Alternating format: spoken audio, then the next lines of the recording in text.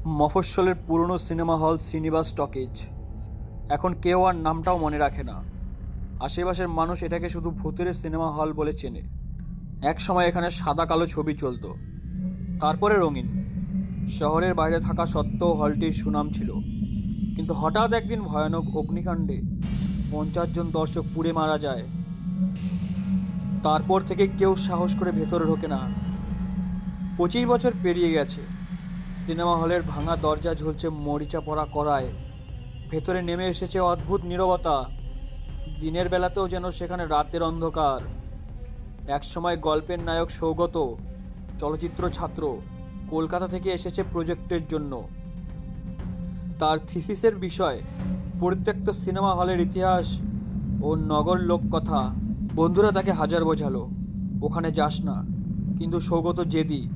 তার বিশ্বাস সব ভূতের গল্প গুজব, মানুষের মনের কল্পনা। তবে শ্রীনিবাস টকিজে পা রাখার সঙ্গে সঙ্গেই সৌগত টের পেল এ জায়গাটা যেন নিজের শ্বাস টেনে নিচ্ছে।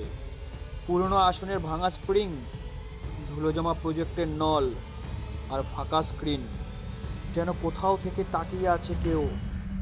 রাত কাটাতে হবে ভেতরে প্রমাণ সংগ্রহের জন্য। হাতে শুধু একটা ক্যামেরা, ট্রাইপড আর টর্চ।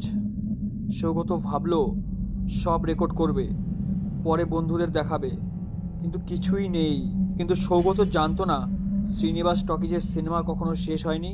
সন্ধ্যা নামতেই সৌগত সিনেমা হলের সামনে দাঁড়ালো। চারদিক শুনশান, ঝিঝি পোকার ডাকও যেন হঠাৎ চুপ। ভাঙা বোর্ডে এখনও অস্পষ্ট কিছু হিন্দি সিনেমার নাম দেখা যায়। মলিন পোস্টার, অর্ধেক ছেঁড়া। দরজা ঠেলতেই একটা কর্কশ শব্দ হলো, যেন অনেক দিন পর কেউ ভেতরে ঢুকলো। বাতাসের গন্ধে ধুলো আর পোড়া কাপড়ের গন্ধ। টর্চ জ্বালতেই দেখা গেল সারি সারি ভাঙা সিট, কারো হাতের আঙুলের ছাপ। মনে হলো অগ্নিকাণ্ডের ছাপ আজও রয়ে গেছে। মাঝে মাঝে হাওয়া বইছে, কিন্তু দরজা জানালা তো সব বন্ধ। সৌগত নিজের মনেই বলল, এসবই হাওয়ার খেলা। সিঁড়ি বেয়ে প্রজেকশন রুমে উঠতেই হঠাৎ ঠান্ডা হাওয়া লাগলো। ভাঙা প্রজেক্টর পড়ে আছে, কিন্তু হঠাৎই এক মুহূর্তের জন্য মনে হলো মেশিনটা গরম, যেন কেউ একটু আগেই সিনেমা চালিয়েছে। সৌগত ক্যামেরা অন করলো। আজ রাতটা কাটাচ্ছি এখানে, দেখবো ভূত আছে কিনা। মধ্যরাত পেরোতেই হঠাৎ কর্কশ আওয়াজ।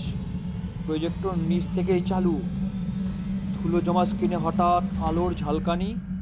দৃশ্যটা অদ্ভুত। একটা পুরনো বাংলা সিনেমার ক্লিপ, যেখানে নায়ক নায়িকা দৌড়ে পালাচ্ছে আর আগুনে ঘেরা হলঘর। সৌগত থমকে গেল। এ কি আসল অগ্নিকাণ্ডের রাতের ফুটেজ? এমন তো কোনো সিনেমায় থাকার কথা নয়। নিচের সিটগুলোতে হঠাৎ ছায়া দেখা যাচ্ছে। একজন বসেছে, মাথা ঘুরিয়ে স্ক্রিনের দিকে তাকাচ্ছে। পোড়া মুখ, গলে যাওয়া চোখ। কেউ করুণ স্বরে বলছে, শেষটা দেখতে পাইনি। সৌগত দরজার বাইরে বেরোতে গিয়ে দেখলো দরজা নেই। যেদিকে তাকায় কেবল অডিটোরিয়াম অন্তহীন চক্রে ঘুরছে।